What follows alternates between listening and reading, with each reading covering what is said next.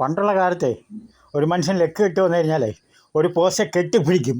നീ നീ ആരുടാന്ന് പറഞ്ഞുകൊണ്ട് ആ പോസ്റ്റിനെ ആണെങ്കിൽ രണ്ട് കാലം മുറയ്ക്ക് രണ്ടടി അടിക്കും. അത് കഴിഞ്ഞിട്ട് പിന്നെ അടുത്ത ആൾ പുറകിൽ വരുന്ന ആളുണ്ടല്ലോ, എന്താ അറിയാമോ, ഈ പോസ്റ്റ് ഈ നമ്മുടെ എഴുത്തുകളൊക്കെ വരുന്ന പോസ്റ്റ് പെട്ടിയില്ലേ, അന്നത്തെ വലിയ ബോക്സ് ആയിരുന്നു, റോഡ് സൈഡിലൊക്കെ മുക്കിന് സ്ഥാപിക്കുമായിരുന്നു.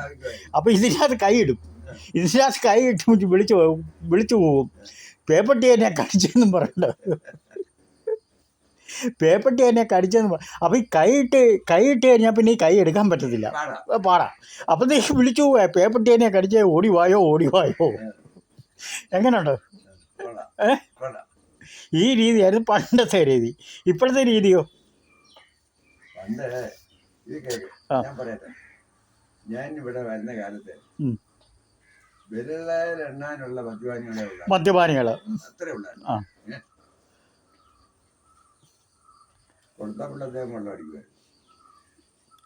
അല്ല, ഒരുമാതിരിപ്പെട്ടവരെല്ലാം വെള്ളം അടിക്കുമായിരുന്നു. വെള്ളം അടിച്ചു കഴിഞ്ഞാൽ അന്ന് ഡിമാൻഡ് ഉണ്ടായിരുന്നു. അല്ല, ഡിമാൻഡല്ല. അപ്പം ഈ വെള്ളമടിക്കാർ വരുമ്പം പെണ്ണുങ്ങളും എല്ലാവരും ഓടി മറയും. വെള്ളമടിക്കാർ വരുമ്പോൾ ഇവരെ പേടിച്ച് ഓടി മറയും. ഇന്നാണെങ്കിൽ പെണ്ണുങ്ങൾ ഓർത്തില്ല, പിടിച്ചു നിർത്തി രണ്ടെണ്ണം കൊടുക്കും, ചെവിക്കണ്ടി നിർത്തി കൊടുക്കും. അങ്ങനായിരുന്നു. എന്നിട്ട് പിന്നെ വഴി കിടക്കുന്ന ഒരു സമ്പ്രദായം ഉണ്ടായിരുന്നു അന്നത്തെ കാലത്ത് വഴിയിലൊക്കെ കിടന്നിട്ട് അതെങ്കിൽ പറയായിരുന്നു, എന്തുവാ വഴി കിടന്നിട്ടാണ് അന്നത്തെ കാലത്ത് പറയായിരുന്നു, എന്തുവാ ഞാനാ വലിയ ആളെന്ന് പറയായിരുന്നു. അന്ന് മദ്യത്തിന് ഭയങ്കര ലഹരിയുള്ള സമയം. അടിക്കുന്നവരെല്ലാം വഴിയിലായിരുന്നു കിടക്കുന്നത്. ഇപ്പൊ നീ എവിടെയല്ലേ വഴി കിടക്കുന്ന ആരെങ്കിലും കണ്ടിട്ടില്ല? ഇന്നിപ്പോൾ വഴി കിടക്കത്തില്ല.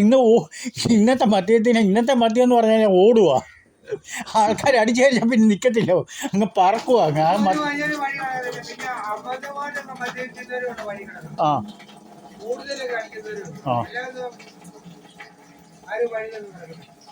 പിന്നെ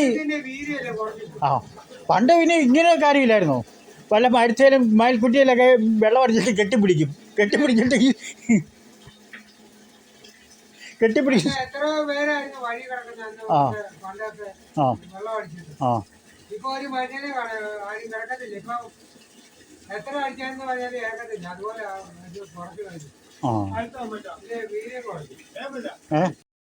അപ്പം പണ്ട് പ്രേതങ്ങളും ഉണ്ടായിരുന്നു.